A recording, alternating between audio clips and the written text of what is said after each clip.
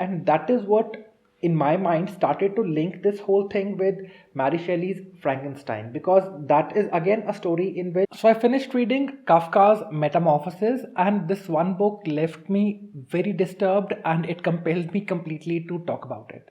Now, the story was also featured in an anthology of horror stories, which I have right here, and I was quite surprised to see Kafka's Metamorphosis listed in this book, because Metamorphosis and most of Kafka's work is considered as landmark text when it comes to world literature and is generally listed under literary fiction. But it was strange to see that story in this horror tales anthology. I was talking to a friend of mine, Tim, whom some of you might identify from that film discussion video that I posted some time back. Actually, it was yesterday. It was just yesterday that I posted that. So after that discussion, there were a lot of things which I realized about this book. Also, before I start talking about the book, I would like to mention two other books which I got to know were retelling of this very story.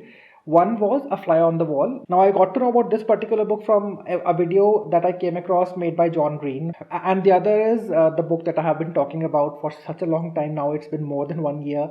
Ian McEwan's Cockroach. I will soon read both of these books and share my ideas about them as well. So identifying Kafka's Metamorphosis as horror may not be that strange an idea, because on a closed look, one can identify a lot of horror elements in that story, and I actually do love looking at the same stories with different lenses and trying to figure out new things about them. So this whole notion of a piece of literature identified as literary fiction and world fiction previously suddenly making this jump to horror fiction is something that I found quite intriguing. So looking at it and trying to identify it as horror, so one fine day one person gets up and discovers that he's become an insect, a cockroach from what we get for the description that's there in the book, which is kind of described as a transformation to a monster. Now, if you peel this incident, it can be an event, a supernatural curse or whatsoever, but that is an incident that happens. After that, it's a secret that the family needs to keep. There are different reactions from the different family members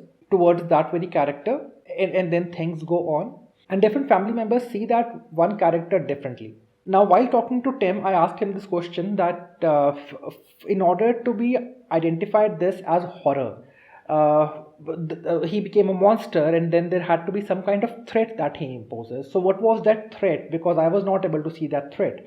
I'm sorry to be such a naive reader. At times I just don't get things which are so clearly stated as well. So Tim told me that there was a threat because he is considered a threat to the honor of the family. So the threat always does not need to be a physical threat or a life threat. It can be a threat to anything else as well. And that's what this story talked about. Now, that may not be considered a threat by many people who would read this story, and that is what in my mind started to link this whole thing with Mary Shelley's Frankenstein, because that is again a story in which there's a being who is identified as a monster because of his appearance and so on and so forth, and then he's treated like a monster. What he does after that and how the story progresses is a different thing, but to begin with, he was just identified as a monster without any fault of his own. So that theme, that idea, I saw being reflected in this particular story as well. I'm not going to talk a lot about this story because I do intend to have another video in which I would have some guests over, and then we will discuss this whole story in greater detail and all of that. But it was just this thought that came to my mind, that how this story had some elements of horror which had not been talked about much before, and it was very interesting for me to read them, so I just wanted to share it with you. It's a very thought-provoking and a very disturbing story, and we have had so many discussions about this story in terms of how it's a reflection of the society that we live in and how enslaved we are, and that idea also has certain shades of horror to it. Like, the horror may not be identified as something which is physical or monstrous to look at. It may be just the idea of something that we do, a job that we follow, and how it takes over our lives and how it disturbs it and kills it completely. That also for me had certain shades of horror while I was reading that story. There are more than one translations available, and I had 2 or 3 to choose from. So when you sit down to read the book, maybe you want to read certain samples before to figure out which translation is working for you the best, and then go on and read the whole story.